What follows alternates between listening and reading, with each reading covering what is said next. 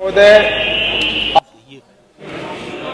2024-2025 के बजट भाषण पर बोलने का मौका दिया है, आपका बहुत बहुत आभार व्यक्त करता हूं।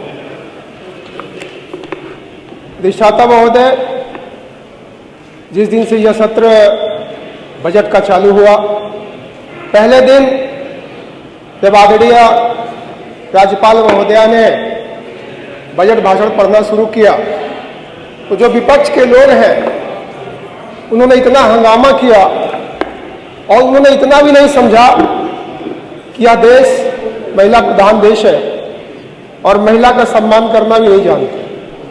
और इस चीज की पूरे प्रदेश में चर्चा हुई कि समाजवादी पार्टी के लोग महिलाओं का अपमान किस तरह से करते हैं। और दूसरी बात मैं कहना चाहता हूं कि मैं कई दिनों से देख रहा था कि विपक्ष के नेता अखिलेश यादव जी ये कह रहे थे, पीडीए की बात कह रहे थे। अरे भाई, आपकी सरकार थी और आपकी सरकार में पीडीए का कोई औचित्य कभी 5 साल में निकला ही नहीं। उस समय हम लोग भी विधायक थे और 5 साल तक आपको कोई भी पीडीए का अर्थ लोगों को नहीं बताया। और जब आदरणीय योगी जी की सरकार लगातार पीडीए पे काम कर रही है तो आप पीडीए की बात कर रहे हैं। और हमारे नेता उप मुख्यमंत्री ब्रजेश पाठक जी ने पीडीए की भाषा भी आपको बता दिया कि पीडीए की भाषा क्या होती है, पारिवारिक डेवलपमेंट अथॉरिटी। और वही इनके 5 साल के सरकार में दिखी है।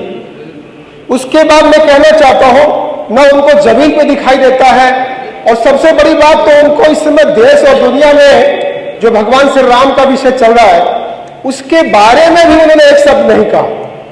बड़ा कष्ट तब हुआ कि पूरा बजट भाषण के विषय पे जब वो विपक्ष ये बोल रहे थे तो मैंने सारा उनका विषय सुना, लेकिन श्री राम जी का नाम या श्री राम जी के विषय में एक शब्द उन्होंने नहीं कहा।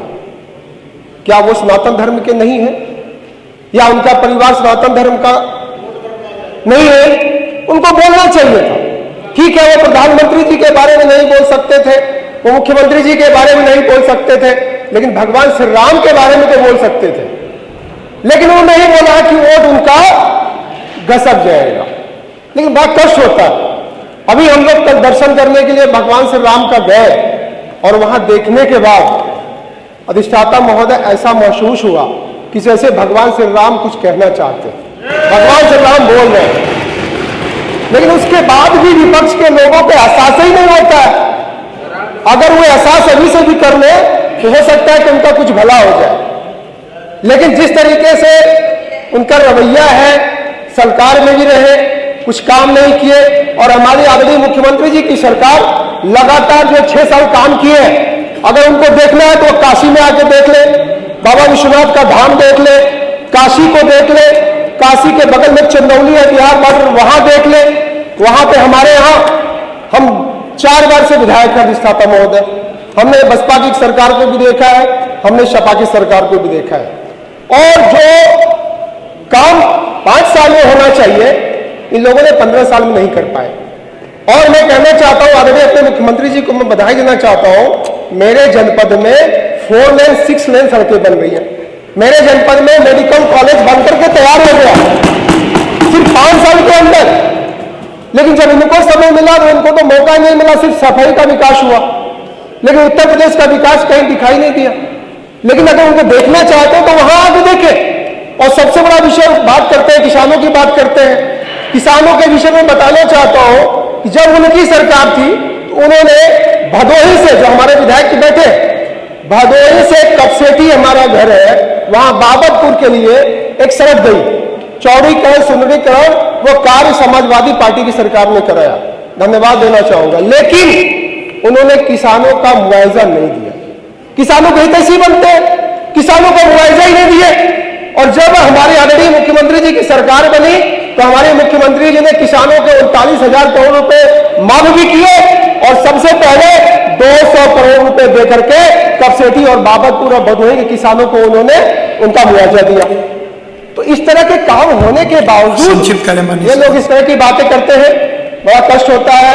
लेकिन मैं कहना चाहूंगा कि विकास कार्य पूरे काशी में नहीं, गोरखपुर में भी जाके देख लें, प्रयाग में भी देख लें, हम लोग पश्चिम में जाते हैं वहां भी जाके देख लें, पूरे प्रदेश का विकास हो रहा। और नहीं, हमारे प्रदेश की कानून व्यवस्था की चर्चा देश में ही तो नहीं, दुनिया में भी होती है, दुनिया में भी होती है। इस चीज को दिखाई नहीं देता। कानून व्यवस्था आपकी भी सरकार में थी, विधायक कहीं सुरक्षित नहीं होता, तो विधायकों को गोली मार दी जाती थी दिन में ही, उसके साथ कई कार्यकर्ताओं को मार दिया जाता था। लेकिन आज अगर एक गवाह को भी मारा जाता है तो उसका हिसाब बराबर होता है, वो आपके सामने है। समाप्त करें। ऐसी चीजें हैं। मैं इस बजट भाषण का मैं बहुत ही सराहना करता हूं और एक आग्रह भी करना चाहूंगा कि हमारे क्षेत्र में हमारी एक तहसील है शकलडीहा, जो मेरे विधानसभा क्षेत्र में पड़ती है, उस तहसील में 164 गांव राजस्व आते हैं। बाकी जो हमारे जनपद में 4 तहसीलें हैं, बाकी में 60 गांव 50 गांव आते हैं, मेरे में 164 गांव हैं। हमने धानापुर तहसील बनाने के लिए आग्रह किया है, शासन में आगे प्रस्ताव है भी, उसको शामिल करने की कृपा करें। और दूसरा हमारा एक गाजीपुर और चंदौली जनपद को जोड़ने का काम करता है, जिसमें हमारी सरकार ने पीपे का पुल दिया था, उसको भी पक्के पुल के लिए स्वीकृति के लिए भी हमारे इस बजट में शामिल करने धन्यवाद माननीय सदस्य का कार्य हो जाए। दूसरा एक सबसे बड़ा विषय मैं बता दूं, एक हमारे यहाँ बनारस में मार्कंडेय महादेव जी का मंदिर है। मार्कंडेय महादेव जी के मंदिर में 1 तारीख को हम लोग दर्शन करने गए, तो आपको बता दें कि वो सड़क थोड़ी पतली है, लोगों की आस्थाएं महादेव जी में इतना हो गया है कि मैं 4 घंटे खुद मैं उस जाम में रहा। संक्षिप्त तो करें। चाहता हूं कि उसका 4 लेन, धन्यवाद, वो 4 लेन अगर उसको बजट में शामिल कर लिया जाए माननीय तो बहुत अच्छा होगा। माननीय श्री रामचरण पांडे बहुत जी, धन्यवाद।